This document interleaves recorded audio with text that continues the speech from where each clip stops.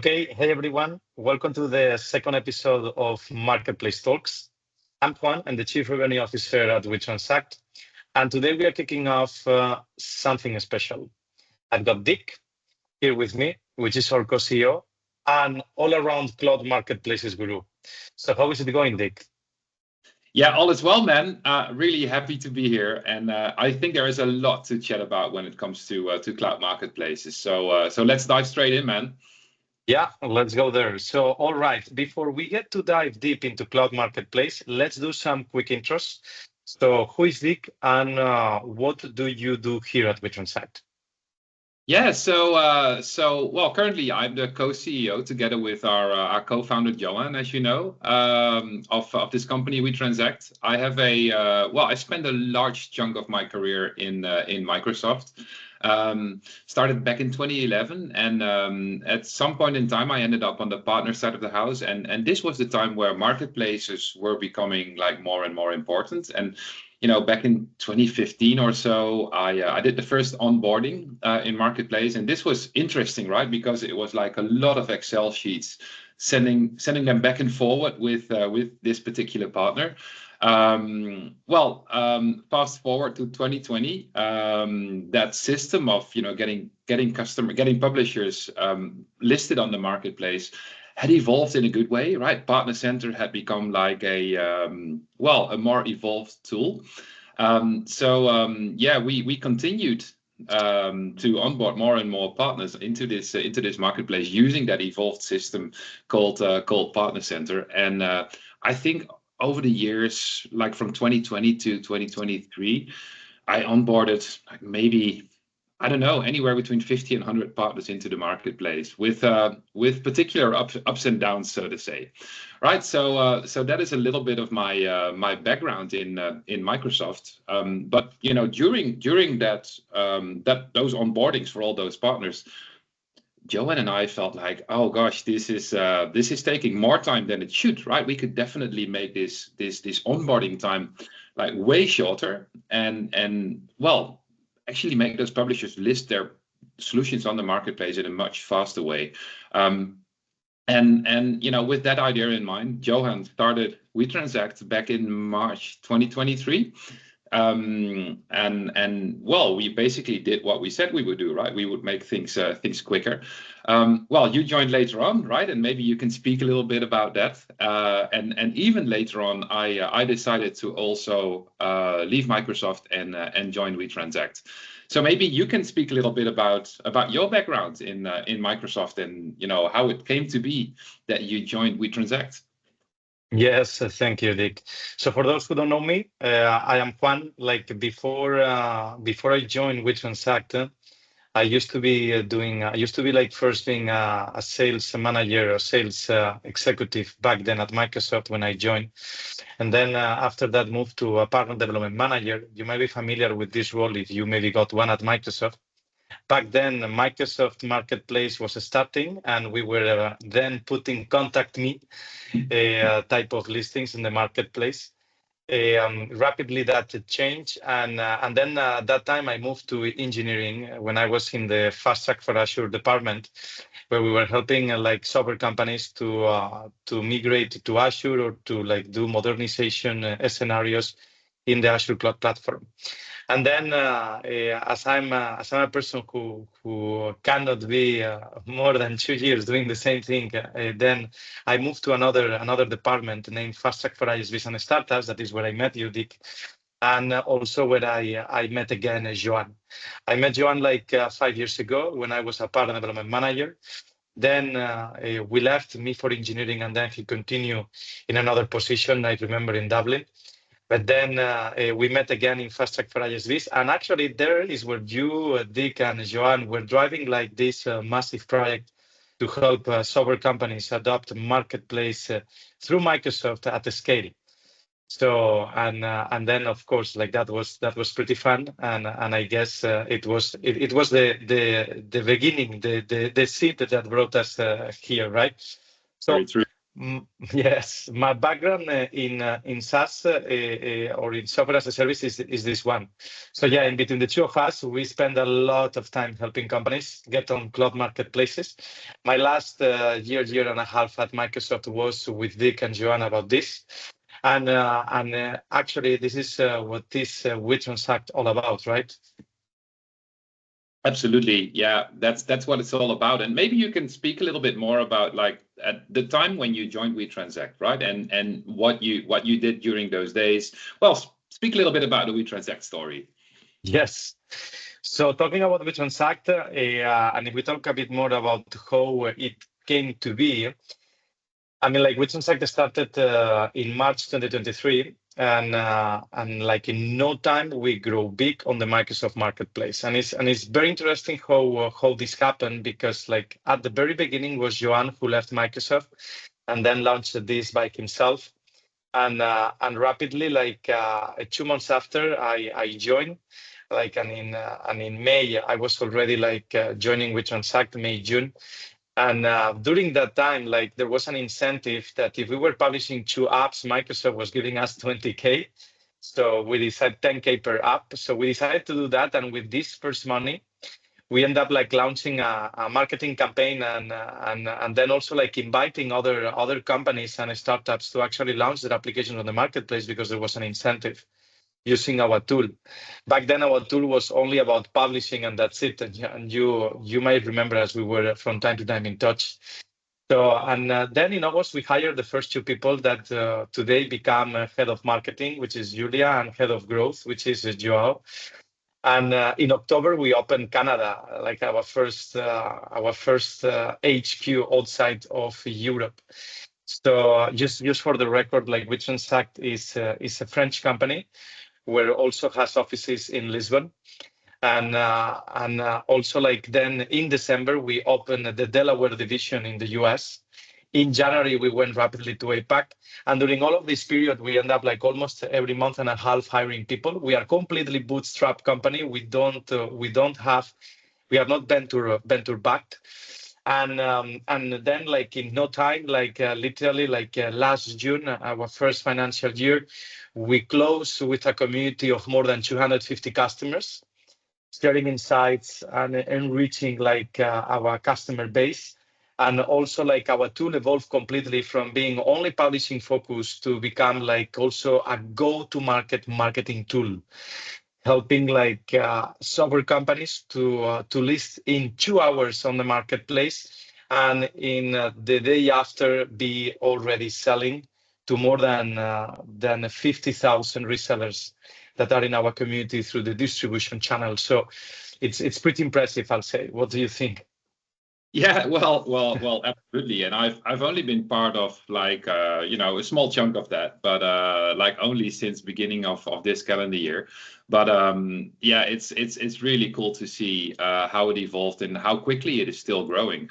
And I mean, in the end, I think there are still a lot of companies out there that are struggling, right, to get things done when it comes to listing in the marketplace. And even if they are there already, that go-to-market that you were talking about, right, is something that they might struggle with because they might have brought their solution into that marketplace. But then how do you educate your sales team to sell solutions through that marketplace, right? It might look very easy on the surface, but if you go into the weeds of this, then you will find out that things might be a little bit more complicated, especially when it comes to like when you want to sell in multiple currencies, when you want to do private offers, all the tax regulations for all those different countries that you want to sell into. I mean, if you speak about it in the first place, it sounds straightforward, but there is still, I think, a bit of a struggle with publishers to well, first of all, get their solutions listed on that marketplace and then selling those solutions through the marketplace. And I think within WeTransact, we found a good way to get that going. Yes, because we saw so many companies struggling. Exactly. Yeah, and right, it's the thing where you all the bits in itself are not crazy difficult, right? Any engineer would understand what needs to happen to build a technical integration between a marketplace and a solution that the publisher owns. But then there is the marketing bit, then there is the finance bit, the legal bit, the commercial bit. Like all those aspects need to come together.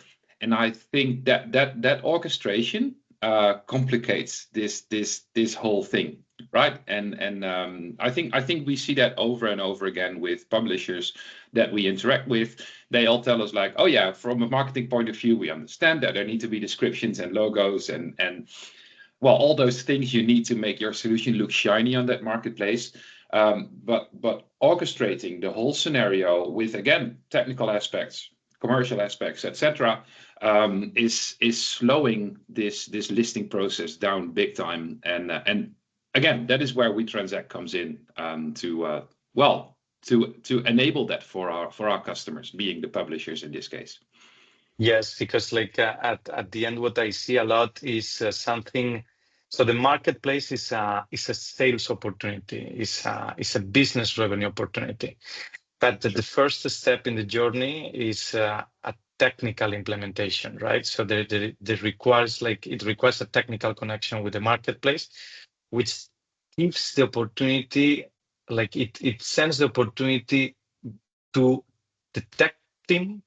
And then if the tech team builds that by themselves, then we'll always have this dependency between the sellers and marketing with the technical team to solve this. And how do you see that being like the struggle? Well, why have we seen this as the struggle in the past as well, in our tenure at Microsoft, but also like now here at WeTransact?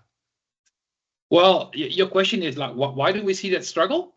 Yes, why do we see like companies struggling to list on the marketplace and also like to be dependent of their technical teams and and be dependent also like of their sales teams and technical teams dependent of each other? Yeah, so well, I think the personas who are typically involved with selling on the marketplace and the people that we typically talk to from a WeTransact point of view are alliance managers, partner managers, and they work with not only Microsoft but with a whole bunch of other partners. And well, if they want to implement a marketplace channel, because in the end that's what it is, right? They typically create another channel next to the ones they already have. Then they have difficulties in understanding how this whole process works, because they understand what needs to happen, right? They want to build a channel, they want to sell their products through that channel. However, the technicalities that come with it, like building a landing page, integrating with the fulfillment API that lives on the marketplace, is something that they would typically leave to their technical team. But as I said before, like any engineer would understand what needs to happen. However, there are always other things to do, right? There are always competing priorities, and especially if you're in a startup or a scale up, it's and you know, we can be testament to that as well, right? The building features is definitely a more important thing than implementing some marketplace channel technology, right? And I think that is one of the struggles that our customers and that publishers in general that they face. So I think that could be like a good explanation for that. Yes, and exactly, like I couldn't be more agree with you. It's all about making it easy for companies to tap into the marketplace ecosystem. And at the end, that is a bit of what we try to do here at WeTransact. We want to simplify this process. Mm-hmm. So like the focus is only on selling and not on being on the marketplace, right? This famous sentence that you one day taught me, which is moving from being transactable on the marketplace to be transacted. Exactly. Yes.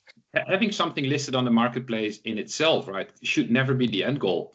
The end goal is to utilize the channel in such a way that you actually make more sales than you would have done, you know, if you would not be on the marketplace, right? That is Correct. always the end goal, and it's not like we take everything away. We definitely need our customers to do work themselves. We can't define the channel for them, but we can definitely support them big time to open up that channel and enable them to utilize it in the right way. So thank you for these answers, Dick. So let's stop here now and talk about what are cloud marketplaces, and why is a huge opportunity, right? Yeah. So for anyone who might be wondering, what the heck is a cloud marketplace, and why should companies care about that? Yeah, it's interesting. We've been mentioning the word marketplace so many times already, but we did not explain what it exactly is. And most of the listeners would presumably understand it. But if not, I think you could compare a cloud marketplace with what you would typically see with Apple or with Google, right? With the Play Store or the Google or the Apple App Store. You sell your apps through such a marketplace, but in this case it's not about like consumer apps that you would typically see in the two marketplaces that I just mentioned, right? This is a B2B marketplace where companies, big or small, could sell their business solutions. So think of a big one like Adobe. They sell a lot of their products through that marketplace, and other businesses that are interested in products like, I don't know, Photoshop, for instance, right? They could purchase those solutions through such a marketplace, and all the cloud vendors have this, right? And well, obviously we work a lot with Microsoft, and it makes life just so much easier to purchase through that channel than going through like an old-fashioned process with a lot of redlining, becoming part of the vendor list for that customer that you want to sell to, right? This whole marketplace channel just simplifies things in such a big way, that, well, I totally understand that publishers want to be there, right? And that also that hyperscalers like Microsoft want their publishers to be there, because in the end, as I said before, this simplifies a lot of processes there. Yes, for me, like one of the biggest value I see is that you have everything on a centralized hub. Uh-huh. So marketplace bends like the reality of contracting plus billing. And sometimes like when even we talk about this with customers, they say like, okay, what do you mean, right? Mm-hmm. And so let's take it from a transaction that you do in the US and you are a company that is located in APAC. So you are a company that is operating under Australian dollars, and then you have operations in Europe and also like in the US and in Canada. And then you have three currencies there, right? We have the euro, you have like the US dollar and the Canadian dollar. And then all of these transactions are coming to your bank account in Australia, everything being converted by Microsoft, tax declarations being done already. You don't need to open a tax number or like even to do the tax office declaration form in each country. So like plus the contract that is being expedited, it's international. So like you don't need to do a separate legal terms and conditions with the sales in those regions, or even if you operate through reseller, is a bit of the same thing. The contract with the merchants is being managed by Microsoft. And I think like for me, this has been key. I mean, like for this international growth has been incredible. If some people came to me and told me like, yeah, but I do the same operating with a Stripe. Uh-huh. But at the end, Stripe is a payments platform. You still, if you do contract or business in a region, you will need to review the specific law there and to see how you operate when you are charging customers from that region, right?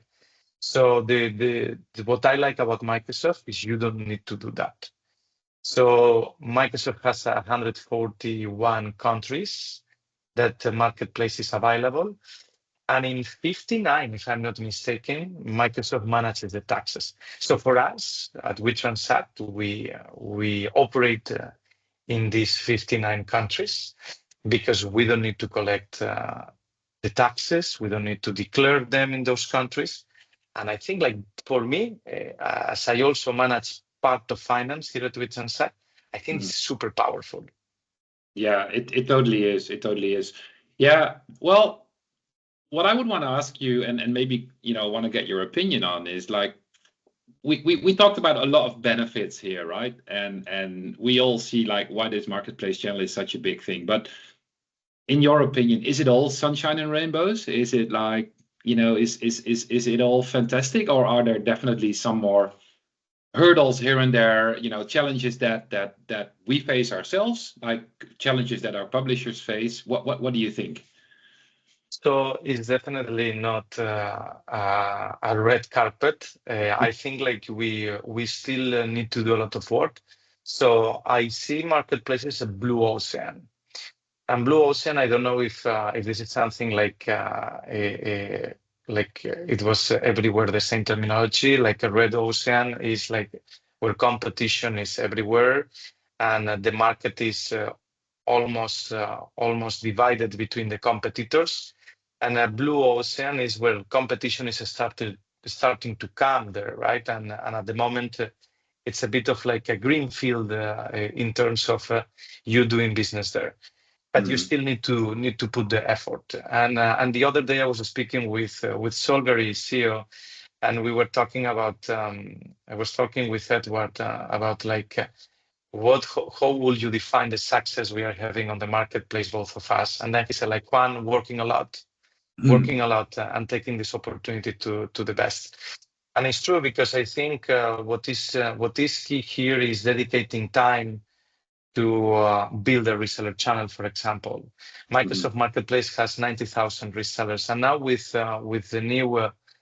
the new option of also adding professional services, we could talk about like I don't know, almost 500,000 of partners, like 410,000, I think it is 410,000 partners that could be like positioning your product in front of customers, which is very impressive. But you still need to go and hunt them, right? You still need to offer to procure the contract of reseller contract with margins via the marketplace. And that is where I think it's very unique because they trust Microsoft. They are used to work with Microsoft. You trust Microsoft, you're used to work with Microsoft, or you're willing to work with such a brand. And then Microsoft becomes the middle entity that operates that, and that gives trust by default. It gives you like this sensation of like, okay, I'm operating in Japan and have nobody in Japan, but it's still like I trust the partner that is operating there. For the payment part, which is where money is in between, sometimes this brings some Yep. doubts, right? And then like that is completely relegated to Microsoft, so it's perfect. Like, and I can focus on developing the business with the partner. I can focus on doing co-marketing campaigns or assigning like a person to invest time to do co-selling together.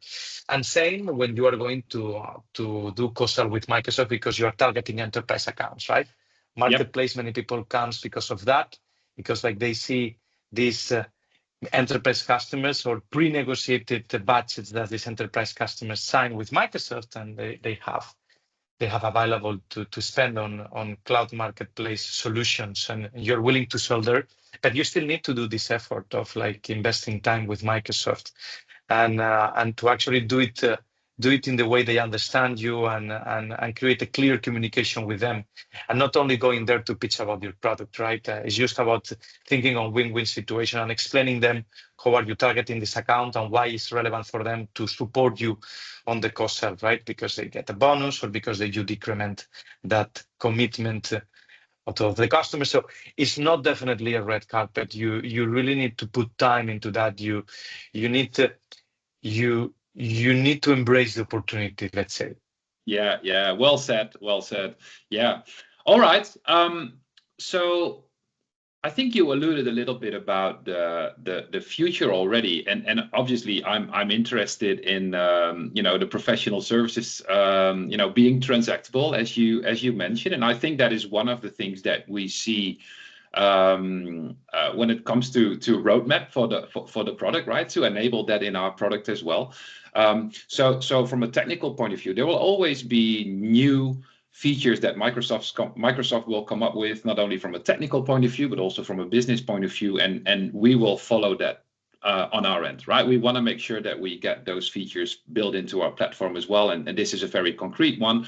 But with multi-party private office becoming available outside of the countries where it's currently available, this I think from a product point of view will become like much bigger. It's been somewhat limited so far, but that thing has already proven to be very successful. Now, Apart from that, what do you think when it comes to like the go-to-market side of the house and the business side of the house? What would that future look like for marketplaces in general? And maybe to take it a little bit more specific, like how can WeTransact operate in that space? Yeah. So according to what we are seeing, this recent forecast of entities like Canalys, cloud marketplaces are expected to hit 85 billion by 2028, and that's pretty impressive itself. Yep. So the challenges I see are coming more from a mindset change from the leadership team, the marketing teams, and the sales teams that will be adopting this opportunity. So if this is correct, marketplaces will become the channel, like will become a revenue stream for all software companies. It's not going to be taking the 100% of that of like your business, but maybe could be taking something between 20 to 30%. You see also some companies like Solgari or ourselves just operating on the marketplace and not taking any operation outside of the marketplace because we truly embrace that. So in this case, it will be like 100%. But if we think about these challenges that we are mentioning on the go-to-market, I see like the change management aspect. We first recommend that you do a pitch to the leadership team, explaining them the potential of jumping into this channel. Are you going to sell enterprise? Are you going to sell SMB? To sell SMB, you will go via reseller channel. Yep. And you might need to explain, if they are not familiar about how to create a reseller, what that means and what a reseller does on your behalf and how you can get that started. If you are going to go to enterprise, you need to think how you create an opportunity that brings appetite to Microsoft to co-sell with you. And there are some important thresholds that you need to meet in order to achieve that. Here at WeTransact, of course, we help you with that. You can also learn about how to do that yourself and how to meet those thresholds. Not going to mention the acronyms, but typically are the ones that are helping you to reach enterprise. So then the second thing that I see is like when you are teaching to the leadership team and you get their buy-in, then you're moving to marketing. And to marketing now, you're going to be doing two things: creating campaigns to recruit resellers or creating campaigns targeting enterprise customer and your ICP, but also targeting Microsoft account executives that own that account. So you go on a co-sell operation with them. And you can do that by leveraging your PDM, or you can do that by knowing who are the account executives and targeting them in those campaigns. Yep. And you need to make sure you land on a strategy around this. And then, of course, you need to prepare your sellers. Now, the conversation, if sellers or partner managers, in case they are managing partners to do indirect sales. So you need to debrief them on what's coming. You need to create playbooks for them. You need to teach them how to position the opportunity of procuring the contract via the marketplace to end customers, and teach the customer as well on this, right? You need to go this step ahead and teach the customer on this. And this is quite important because customers typically don't know about marketplace yet, or they heard, or if, of course, they own a contract with Microsoft to commit a certain amount of license year over year, like they might know about this or they heard about that. But maybe the person you are speaking is not the person who heard about this. If you're speaking with a big multinational, you need to teach and help them.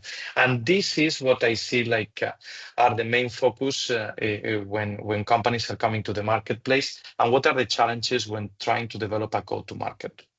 Yeah, exactly. Yeah, I think that's very well said. Good. I think that kind of brings us to the end of this second episode of Marketplace Talks, right?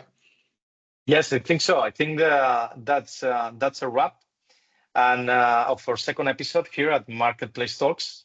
So we hope you found it helpful. We will be like doing more. We will be doing more episodes. Maybe we will tap into like this part of selling enterprise, or how to develop a channel, or what do we see when we speak with customers when they are trying to do custom technical integrations, like we are doing with some customers, Dick, that want to have auto provisioning. So I Yep. think there will be lots of episodes in the future, and it has been a pleasure to have you here, Dick. Yeah, well, thank you so much for having me, man. And for everyone out there, if you feel like you want to list your product on the marketplace, or maybe if you even did that and you want to get support on the go-to-market side of the house, well, we are here to help, right? So everybody, thank you for tuning in, and I'm sure we'll catch up next time. Thank you so much. Thank you all. Have a lovely day, and I'll see you in the next one.